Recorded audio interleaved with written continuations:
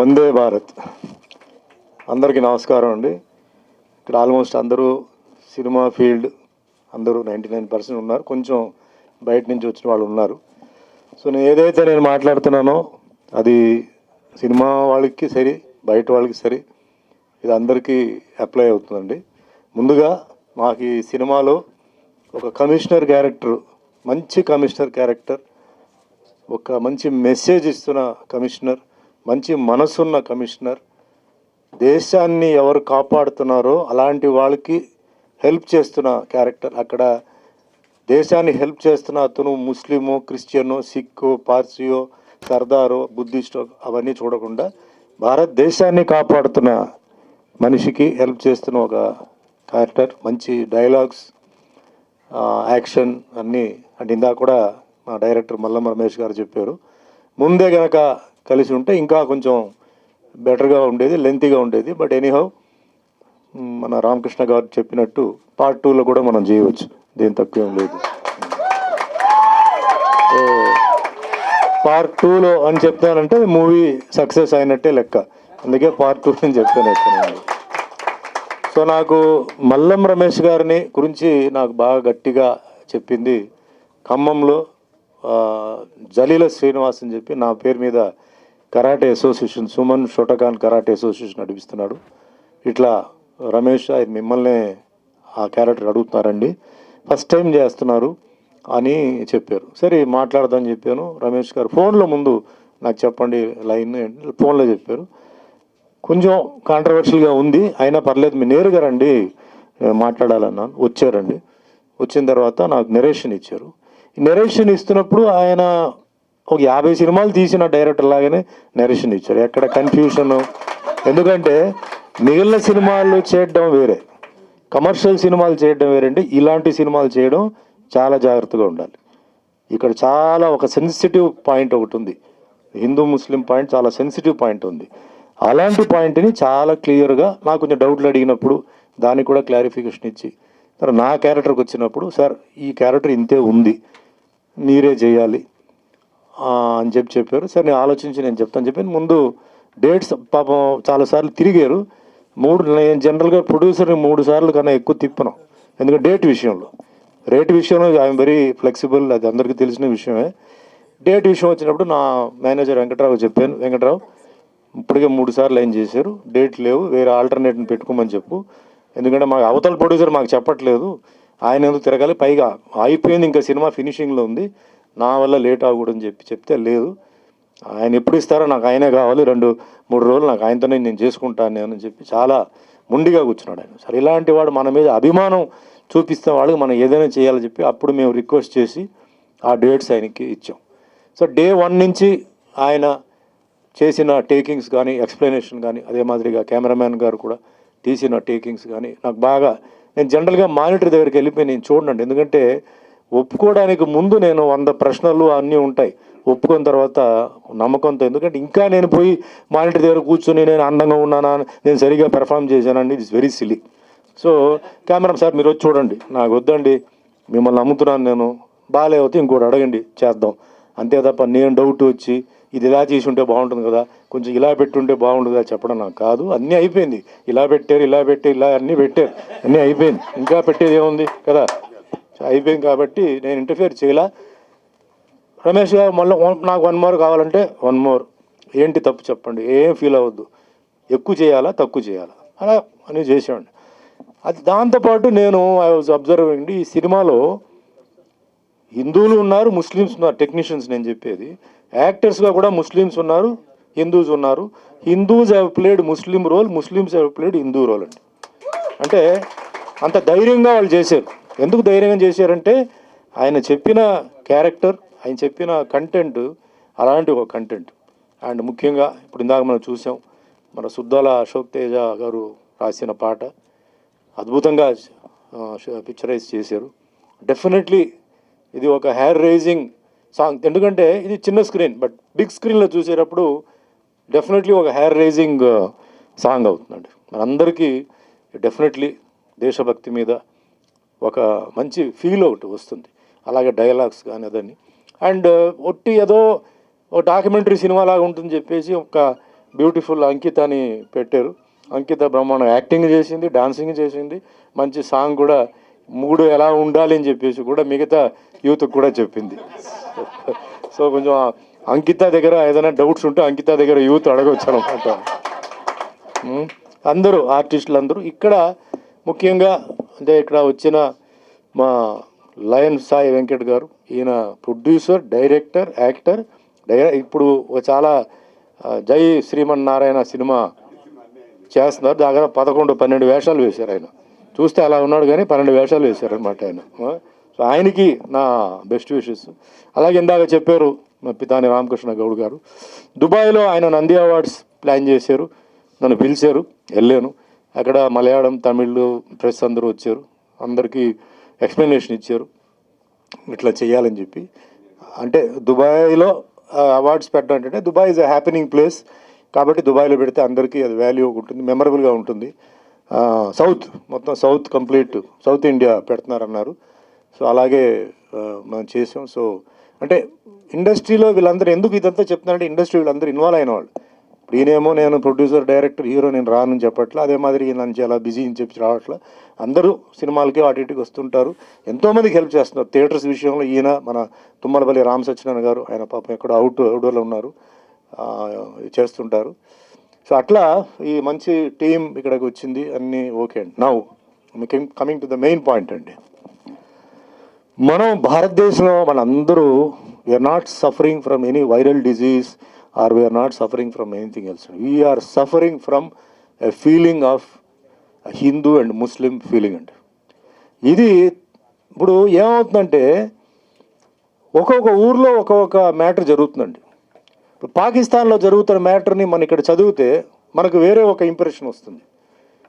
దుబాయ్లో జరుగుతున్న మ్యాటర్ అంటే ఎమిరేట్స్లో జరుగుతున్న మ్యాటర్ చెప్తే ఇంకోటి వస్తుంది. ఇంకోటి ఏం వస్తుంది అంటే చెప్పనా, దుబాయ్ అదే ఎమిరేట్స్ అనేది ఒక ముస్లిం కంట్రీ అండి.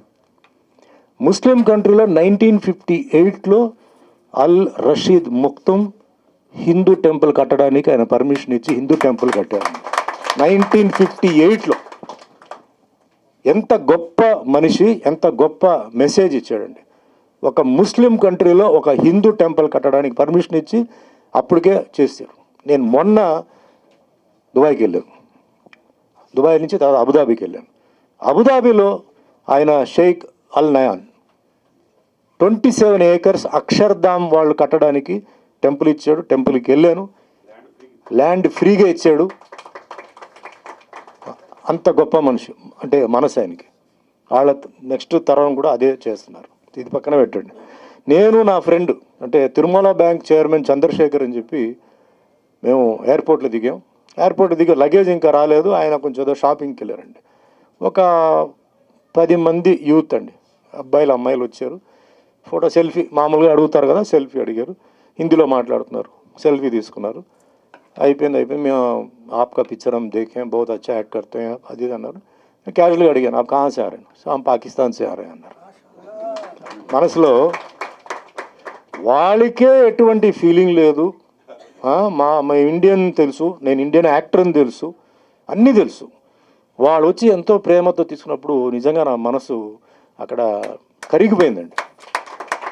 అనవసరంగా మనం ఏంటంటే లేనిపోని ఫీలింగ్ అంటే మెయిన్గా ప్రాబ్లం ఏంటంటే ఈ ఎలక్షన్స్ వచ్చేటప్పుడు టాపిక్ని అంటే ఒకరు రెచ్చగొట్టడం, ఒకరి గురించి తప్పుగా చెప్పడం. మనందరూ కలిసి ఉన్నప్పుడు కూడా ఆ స్పీచెస్ వినేసిన తర్వాత మనలో కొంచెం గ్యాప్ వస్తుంది.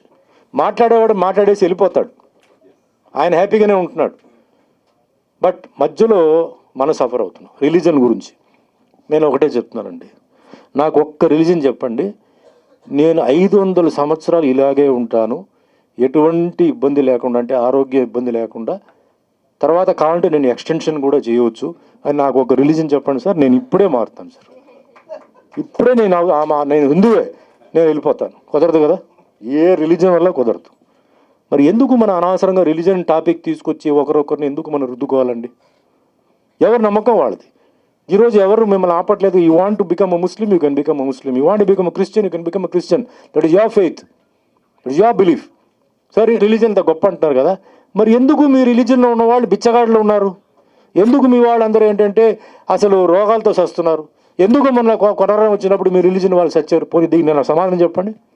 అందరూ సచ్చారు, అన్ని రిలీజన్ ఉన్న వాళ్ళు అందరూ సచ్చారు. అంటే తలరాతులు ఏం రాసి ఉందో అది ఎవడేం చేయలేడు. It is only a faith.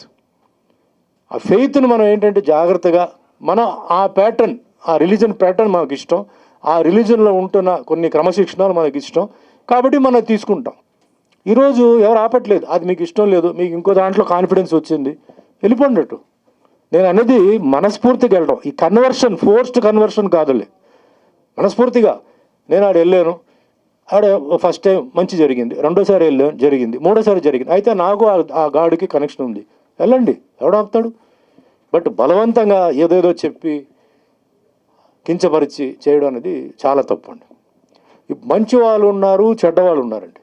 ఇప్పుడు మన జైల్స్ అన్నింటిలో తీసుకుంటే మన భారతీయులు చాలామంది జైల్లో ఉన్నారు కదా, అంటే హిందూ, ముస్లిం, క్రిస్టియన్ అందరూ ఉన్నారు.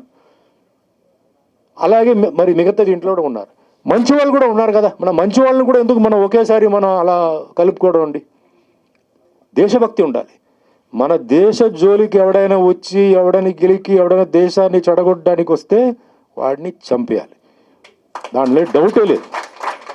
మనల్ని బ్రతకడానికి ఛాన్స్ ఇవ్వకుండా వాళ్ళు ఇలా పోతుంటే no, it is not possible. మీ ఊళ్ళో ఎలా ఉంది అలాగే మీ ఊళ్ళో మీ చట్టం అలాగే ఉంది. కాకపోతే మన భారతీయులు చాలా సాఫ్ట్, చట్టం చాలా వీక్, పనిష్మెంట్ వచ్చేసి చాలా సాఫ్ట్.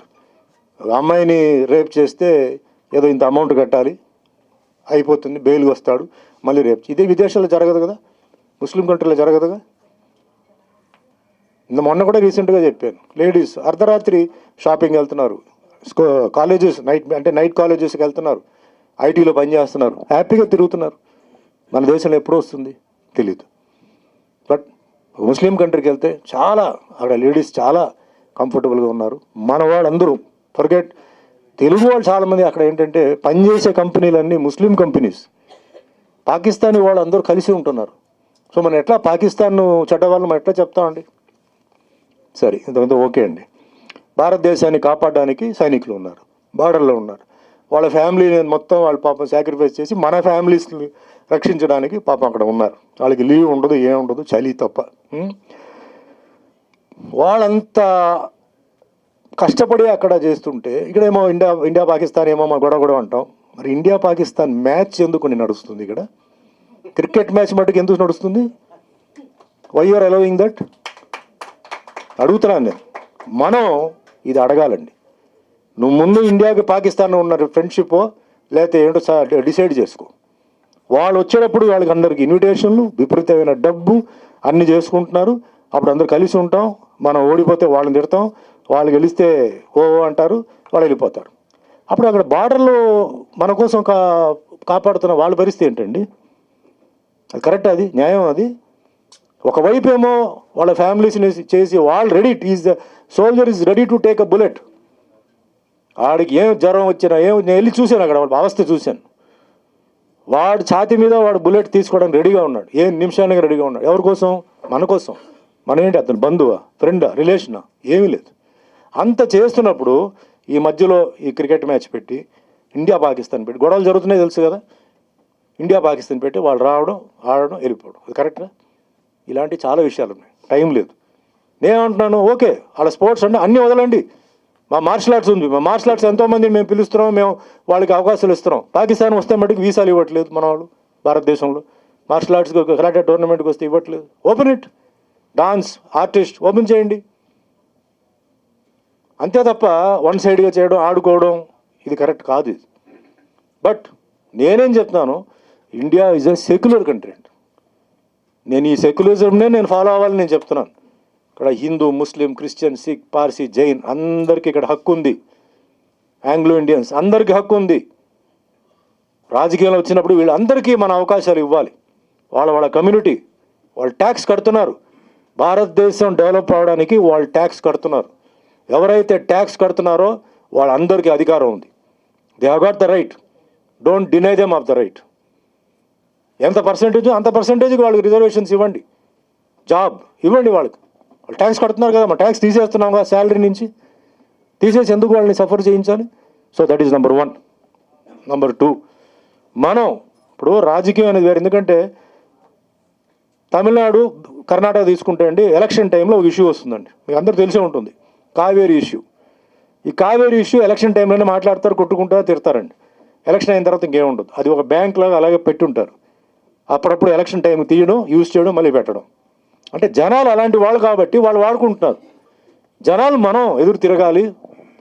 మనం ఎవడైనా మాట్లాడుతున్నప్పుడు మీటింగ్లో మాట్లాడుతున్నాడు, ఏం మాట్లాడుతున్నాడో మీరు వినండి.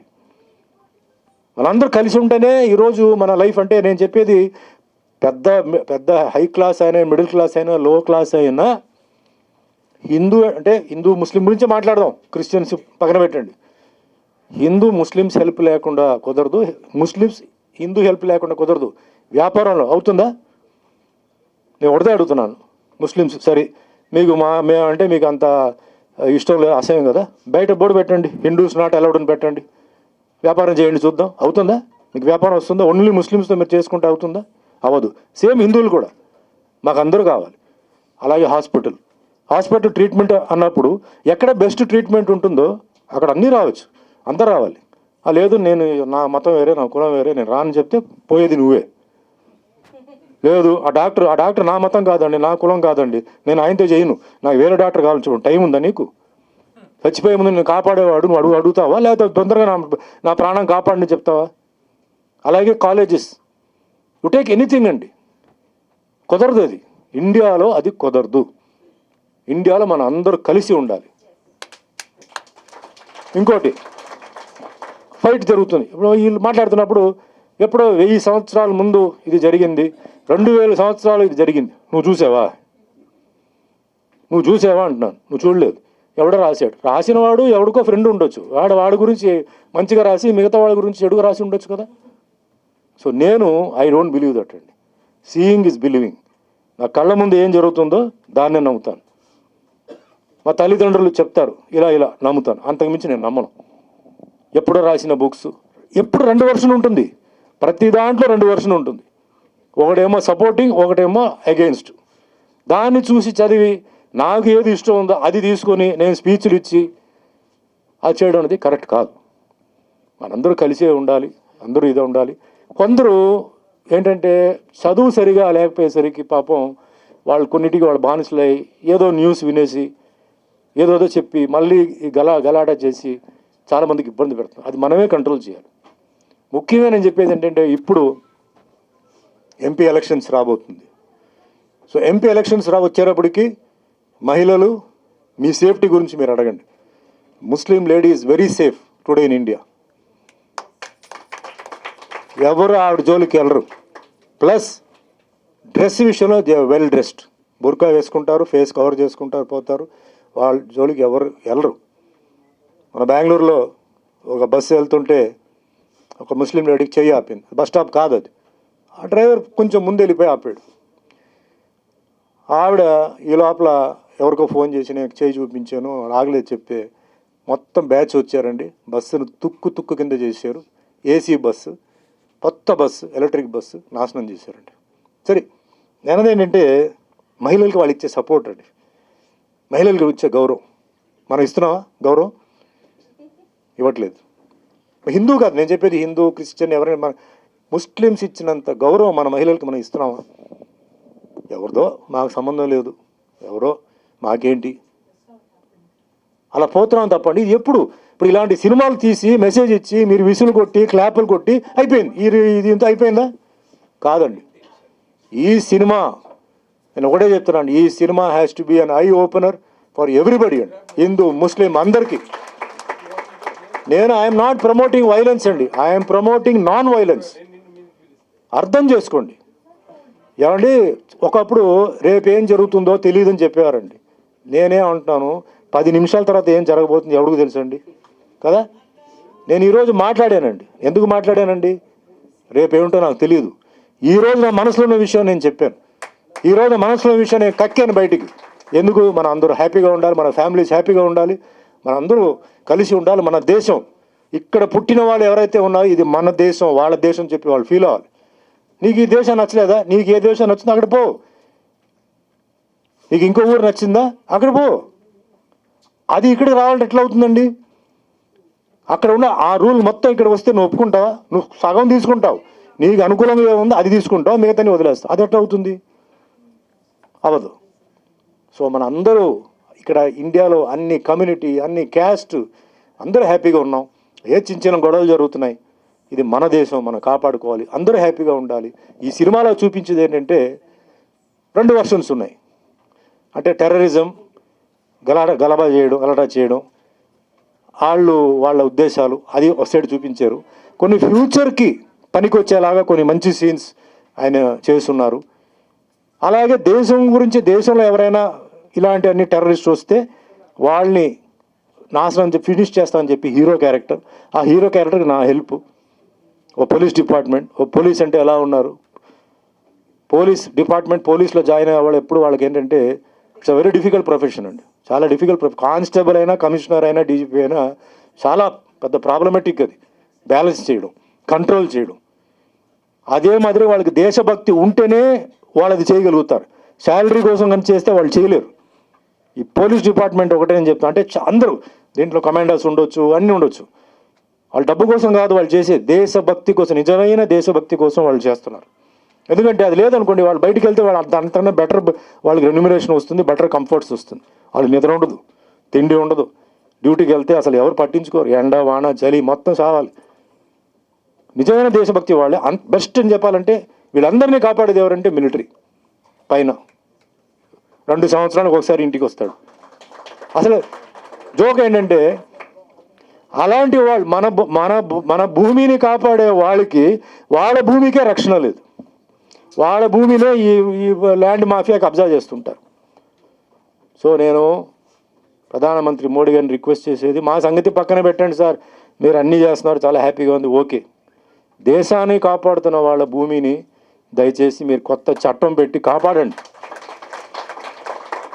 మన భూమిని వాళ్ళు కాపాడుతున్నారు. వాళ్ళ ఇంట్లో ఎన్ని సమస్యలు ఉన్నా, ఎన్ని ప్రాబ్లం ఉన్నా వాళ్ళు అక్కడి నుంచి వాళ్ళు రాలేరు, వాళ్ళు వదలరు.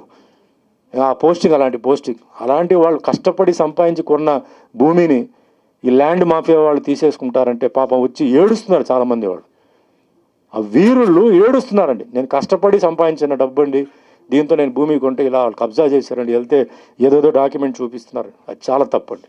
ఆ శాపం మనకు ఉండకూడదు. చట్టం తీసురండి, కొత్త చట్టం తీసురండి. పోలీస్ అయినా సరే, వాళ్ళైనా సరే మన భూమిని కాపాడుతున్నారు. వాళ్ళ భూమి జోలికి ఎవరైనా వెళ్తే దానికి కఠినమైన శిక్ష వాళ్ళకి ఇవ్వాలి. అప్పుడే వాళ్ళు అక్కడ ధైర్యంగా వాళ్ళు ఉంటారు. లేకపోతే వాళ్ళు ఎందుకంటే పని చేయాలి అక్కడ? తెలివి అడుగుతున్నాను, వచ్చేమని చెప్పండి వాళ్ళని. వాళ్ళ భూమిని వచ్చి వాళ్ళ భూమిని మనం కాపాడకపోతే వాళ్ళెందుకు మన భూమిని కాపాడాలి? వచ్చేమని చెప్పండి వాళ్ళని, వచ్చి హాయిగా ఉంటారు. పోనీ రాని శత్రువులు అప్పుడు తెలుస్తుంది. 1 అవర్ వాళ్ళు రైఫిల్ కింద పెట్టారంటే ఇండియా మ్యాప్ నుంచి అవుట్ అండి. 1 అవర్, ఎక్కువ వద్దు, 1 అవర్. ఇదిగో నా రైఫిల్ నేను కింద పెడతానని చెప్పి అలా పెట్టాడు అనుకోండి, రెడీగా ఉన్నారు, రైట్ అండ్ లెఫ్ట్ వచ్చేస్తారు, అయిపోయింది. ఇక మనకు తెలియదు, మనం హ్యాపీగా పబ్, క్లబ్, ఫంక్షన్ ఇది హ్యాపీగా ఎంజాయ్ చేస్తున్నాం. అక్కడ ఎంత జరుగుతుంది, వెళ్ళండి, మీరు వెళ్ళాలి. జనరల్గా నేను ఏం చెప్తానంటే, లైఫ్లో మనందరికీ చాలామందికి సాటిస్ఫాక్షన్ లేదు. నాకు దేవుడు అది ఇవ్వలేదు, ఇది ఇవ్వలేదు, అది ఇవ్వలేదు అని. కళ్ళు లేని వాళ్ళు స్కూల్కి వెళ్ళండి, నోరు లేని వాళ్ళు స్కూల్కి వెళ్ళండి, డెఫ్ స్కూల్కి వెళ్ళండి. మీరు ఎంత అదృష్టవంతులు అప్పుడు మీకు తెలుస్తుంది. లైఫ్లో కళ్ళు లేకుండా చీకట్లో ఏం తెలుస్తుందండి? మనం ఎంత చెప్పినా ఇది ఎర్రగా ఉంది, ఇది పచ్చగా ఉంది చెప్తే వాడికి ఏం తెలుస్తుందండి? వాడికి అబ్బో ఎంత పెద్ద టవర్ అండి ఇది, బుర్జ్ ఖలీఫా అని చెప్తే కళ్ళు లేని వాడికి తెలుస్తుందా? తెలియదు. ఎక్స్ప్రెస్ చేయడానికి మాటలు చెప్పాలంటే మాటలు రాని వాడికి అవుతుందా? యాక్షన్స్తో చూపిస్తాడు. ఏం చెప్తున్నారా అని చెప్పి వినడానికి చెవి లేకపోతే వాడి పరిస్థితి ఏంటండి? అందరికన్నా మనం ఎంతో గ్రేట్ అండి. God gift. ఇప్పుడు ఇందాక అమ్మాయి సింగర్ మాతి, ఎంత గొప్ప వాయిస్ అండి. భగవంతుడు ఎంత గొప్ప వాయిస్ ఇచ్చారు. నిజంగా మనం పాడగలుగుతాం అట్లా? కుదరదు. సో నేను చెప్పేది ఒకటే అండి, ప్రతి ఒక్కరు ఇక్కడ కూర్చున్న ప్రతి ఒక్కరికి God has given a gift అండి. It is for you to realise and open the gift. మీరు అవతల వాడి మీద మీరు అది నాకు కావాలి అడగద్దు. ఈ గిఫ్ట్ ఓపెన్ చేయండి, మీ గిఫ్ట్ ఓపెన్ చేసి మీ లైఫ్ని మీరు స్టార్ట్ చేయండి. మీ గిఫ్ట్ మీద వేరే వాళ్ళు ఆశపడతారు. అది తెలియకుండా మనం ఆ అవతల వాడి మీద మనం ఆశపడుతున్నాం. సో ఎనీవే అండి, నాకు చాలా టైం నేను ఎక్కువగానే తీసుకున్నాను. లక్కీగా మైక్ ఎక్కడ కట్ అవ్వలేదు, వైర్ కట్ అవ్వలేదు.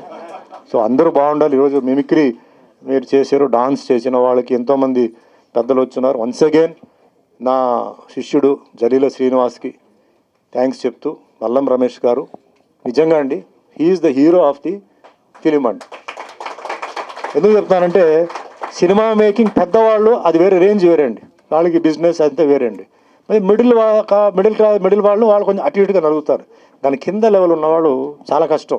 వాళ్ళు ఏ విధంగా కమర్షియల్గా సాంగ్ ఏదో అది ఇది బట్ మల్లం రమేష్ ఈ సినిమాలు ఎక్కడ వల్గారిటీ లేకుండా కేవలం 100%, 200% దేశభక్తి అనేది దాని మీద హీ హెస్ ప్రూవ్డ్ ఇట్. ఈ సినిమా ఈ ప్రూవ్ చేస్తే నేను ఐ ఫీల్ వెరీ హ్యాపీ. ఆయన ఎంత చిన్న రోల్ ఏం చెప్పినా ఈ సినిమాలో ఇచ్చిన ఒక 4 సీన్ అయినా సరే నాకు మంచి డైలాగులు ఇచ్చి నేను కూడా దేశభక్తి చూపించి నా మనసులో ఉన్న మాటను నేను చూపించగలిగాను. నా ఒక పోలీస్ ఆఫీసర్ ఫీలింగ్స్ ఎలా ఉంటుందో నేను చూపించగలిగాను. So I wish him all the best అండి. ఈ పిక్చర్ అంతేగా చెప్పారు. నా అభిమానులు అందరికీ నేను రిక్వెస్ట్ చేసేది ఒకటి, మా అభిమానులు అందరూ వినాలి.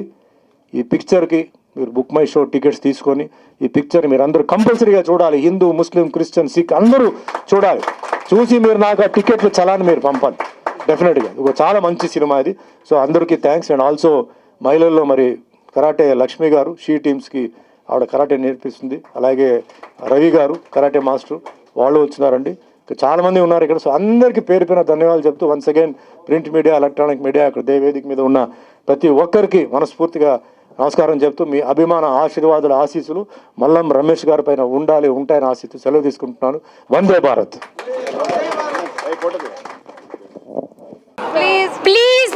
Please subscribe Kalyani